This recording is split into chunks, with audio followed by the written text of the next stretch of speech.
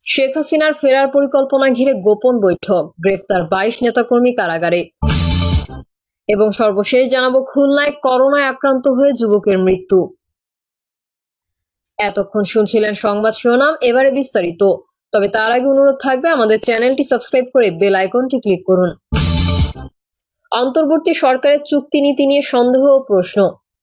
ঢাকায় জাতিসংঘ মানবাধিকার কমিশনের অফিস স্থাপন এবং মার্কিন যুক্তরাষ্ট্রের সঙ্গে নন ডিসক্লোজার এগ্রিমেন্ট সহ অন্তর্বর্তী সরকারের বিভিন্ন চুক্তিকে কেন্দ্র করে রাজনৈতিক দলগুলো তীব্র সমালোচনায় সরব হয়েছেন।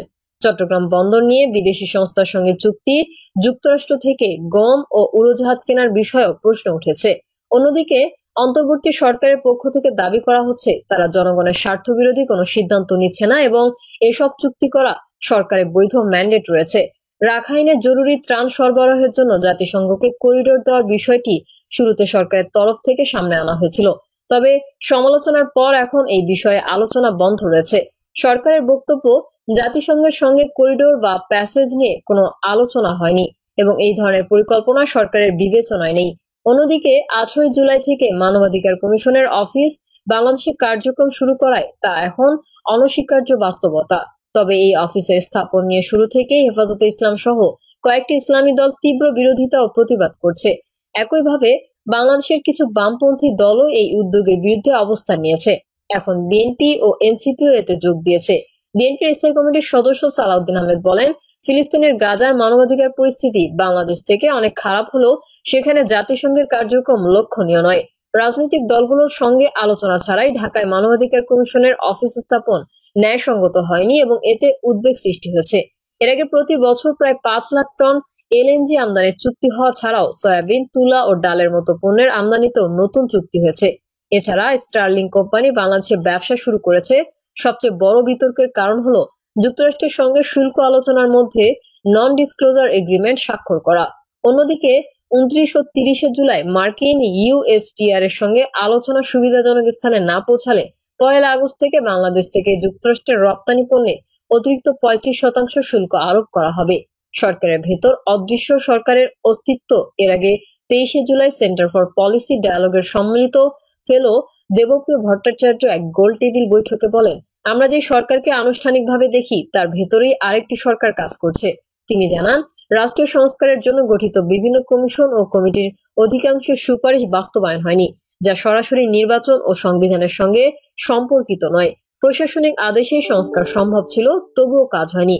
দেবপ্রিয় নিজেও শ্বেতপত্র প্রণয়নে কমিটির প্রধান ছিলেন এবং 4 মাস আগে প্রতিবেদনের ফলাফল নিয়ে হতাশ প্রকাশ করেন। তিনি বলেন, প্রধান উপদেষ্টা অধ্যাপক মোহাম্মদ ইউনূস শ্বেতপত্র গ্রহণ করলেও উপদেষ্টা পরিষদের প্রাসঙ্গিক সদস্যরা তা মানেননি, যা সরকারের ভেতরে মতবিরোধের প্রমাণ দেয়। সরকারের ভেতরকার এই অদৃশ্য সরকার এর প্রভাব দেখা গেছে বাংলাদেশ ব্যাংকের সাম্প্রতিক পোশাক নির্দেশনায়, যেখানে নারী কর্মকর্তা কর্মচারীদের জন্য শর্ট স্লিভ ও ছোট দৈর্ঘ্যের পোশাক, লেগিংস পরিহার সহ ফরমাল পোশাক পরিধানের নির্দেশ দেওয়া হয় এবং অমান্য করলে শৃঙ্খলা ভঙ্গের অভিযোগ আনার কথা বলা হয়েছিল। গভর্নর এম আহসান মনসুরের বিদেশ সফরের সময় এই নির্দেশনা জারি হওয়ার পর তিনি ক্ষোভ প্রকাশ করে তা অবিলম্বে প্রত্যাহারের নির্দেশ দেন। অন্তর্বর্তী সরকারের ভেতরে থাকা অদৃশ্য সরকার এর আরো এক উদাহরণ হলো পাঠ্যবই পর্যালোচনা কমিটি গঠন করলে তা বাতিল এবং আদিবাসী শব্দ সংবলিত গ্রাফিতি অপসারণের সরকারের দুর্বল অবস্থান। সংবিধানে বহুত্ববাদী রাষ্ট্র গঠনের পরিকল্পনা থাকলেও আদিবাসী ও সংখ্যালঘুদের প্রতিনিধিত্ব কম বা নেই। নারীর অধিকার নিয়ে গঠিত কমিশনের সুপারিশও কার্যকর হয়নি, বরং কিছু মহল কমিশন বাতিলের দাবি করেছে। এছাড়া 24-এর গণঅভ্যুত্থানে দিনমজুর, রিকশা চালক, ট্রাক চালক, পোশাক শ্রমিক সহ নানা স্তরের শ্রমজীবীরা সর্বাধিক অংশগ্রহণ ও প্রাণ হারিয়েছে। কিন্তু 1 বছরে শ্রমিকদের কর্মসংস্থান বৃদ্ধি না পেয়ে এবং অনেক কারখানা বন্ধ হয়ে হাজার হাজার শ্রমিক বেকার হয়েছেন। নিত্যপণ্যের, বিশেষ করে চালের দাম বৃদ্ধি তাদের জীবন আরো দুর্বিষহ করেছে। বিশ্ব ব্যাংকের তথ্য মতে গত 1 বছরে 26 লাখ মানুষ দারিদ্র্য সীমার নিচে নেমেছে। তবে সরকারি কর্মকর্তা ও কর্মচারীদের বেতন বৃদ্ধির জন্য বেতন কমিশন গঠন করা হয়েছে, যার ফলে মূল্যস্ফীতির ঝুঁকি বাড়লেও সরকারের এই সিদ্ধান্তের যৌক্তিকতা নিয়ে অর্থনীতিবিদরা প্রশ্ন তুলেছেন। অতীতে রাজনৈতিক সরকারগুলো খুশি করতে বেতন বৃদ্ধি করলেও বর্তমান দলীয় সরকার না হয়েও একই পথ অনুসরণ করছে, যা বৈষম্য হ্রাসের লক্ষ্যে গণঅভ্যুত্থানের নীতির পরিপন্থী। বিশেষজ্ঞরা বলছেন, সরকারের ভেতরের মতবিরোধ ও অদৃশ্য সরকারের কারণে সংস্কার ও কর্মসূচি কার্যকর হচ্ছে না, যা দেশের সামগ্রিক উন্নয়ন ও মানুষের আস্থায় প্রভাব ফেলছে। রাজনৈতিক অস্থিরতা, দুর্ঘটনা ও নির্বাচনের প্রতীক্ষা, ঘটনা ও দুর্ঘটনার ঘটনা ঘটায় নতুন প্রশ্ন উঠছে, এসব কি কোনো মহলের স্বার্থ সিদ্ধির কৌশল? গোপালগঞ্জে সহিংসতার পরপরই ঘটে মাইলস্টোন স্কুলের ট্র্যাজেডি।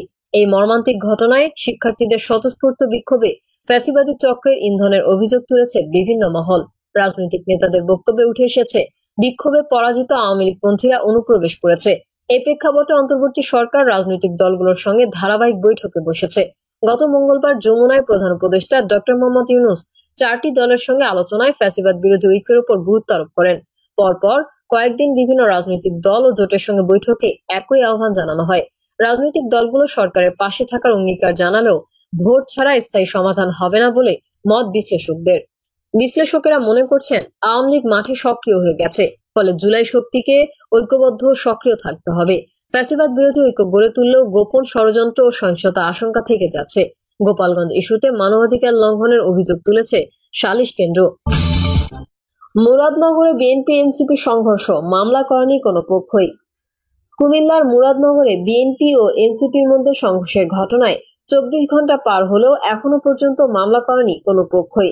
বৃহস্পতিবার বিকেল 4:30টার দিকে মুরাদনগর থানার ওসি জাহিদুর রহমান এই বিষয়ে নিশ্চিত করেছেন। বুধবার বিকেলে মুরাদনগর উপজেলা সদরে এনসিপির মিছিলে হামলার ঘটনায় বিএনপির নেতাকর্মীদের সঙ্গে এই সংঘর্ষের ঘটনা ঘটে। এতে দুই গ্রুপের নেতাকর্মী ও সাংবাদিক সহ 72 জন আহত হয়েছেন।